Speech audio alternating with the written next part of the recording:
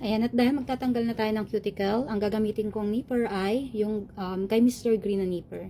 Ang ganda nito kasi matalas, tapos ang ganda niyang ipangkat sa mga cuticle. Ayan, so ito kasi natanggalan ko na to, kaya tanggalan ko na siya, pero dito meron pa rin. Kapag nagtatanggal ako ng cuticle, ipinupush ko yung banda dito yan, para, ayan, makuha ko yung kalyo na yung cuticle na dapat kong tanggalin. Ayan. Pero dahan-dahan lang kasi syempre para hindi mo masusugatan yung customer. And then dito naman sa kabila tayo.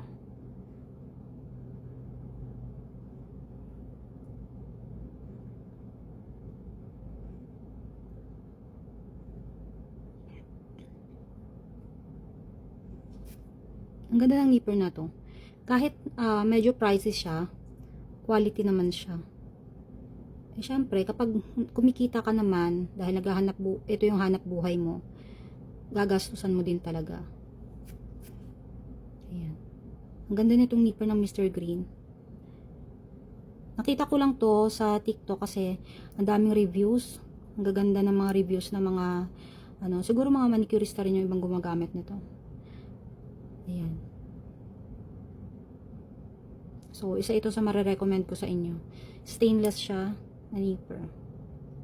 Tsaka matalas na. Hindi kagaya ng iba kasi dati bumili ako ng nipper. Ngayon, pagbili ko, kailangan mo pang ipahasa. Ito, pagkabili ko sa kanya, pwede mo na siyang gamitin agad kasi hindi ko na kailangang ipahasa pa.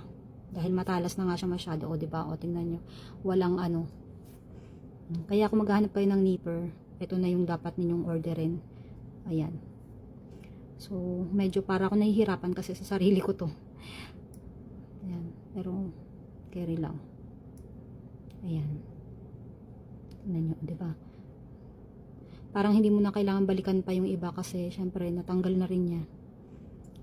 Pero, maganda kasi pag nag-nail extension ka, malinis.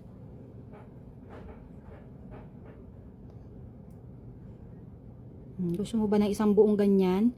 So, ang dapat mong orderin ay yung Mr. Green na, di ba? Na nipper.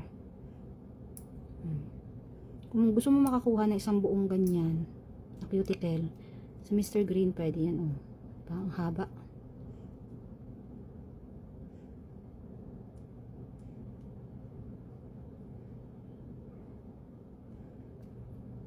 May mga nagawa na akong extension. Nandiyan dyan sa aking wall. Ayan. Malapit na. Kasi kaliwa lang yung gagawin kong nail extension. Kasi syempre may pedicure tayo. Yung kabila po pwede kong gloves tapos yung kabila. Hirap din kasi mag pedicure ng Ang ganda nito, lalo pag nagpe-pedicure ka, yung mga sulok-sulok talaga makukuha nito eh. O, tingnan mo, oh, di ba? Maganda siyang pangkat. O, isang buo talaga 'yan.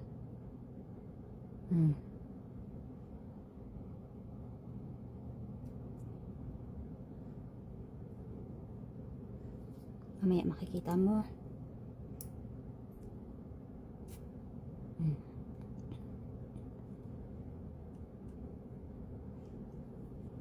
Yan.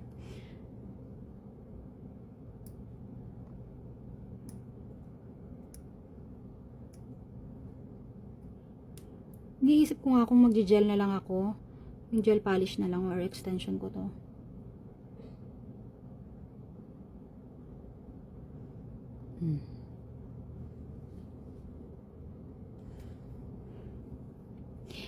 Kaya po dito kasi drinil ko to ha. Nag-nail drill ako. Ayan. Yan, medyo push mo siya ng konti. Push mo dito, yan. Para makuha mo pa yung konting Ayan, pag ganyan mo, wala na. Kasi iba mga customer ko, gusto nila yung ganun.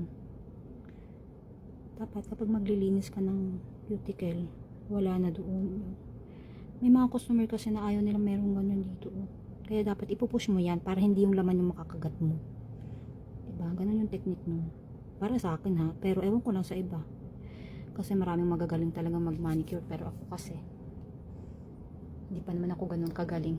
Pero sakto lang. Ayun, so sa mga gustong umorder ng nipper na ito, ilalagay ko lang yung link dyan sa baba. Ayan, orderin nyo na po. Thanks!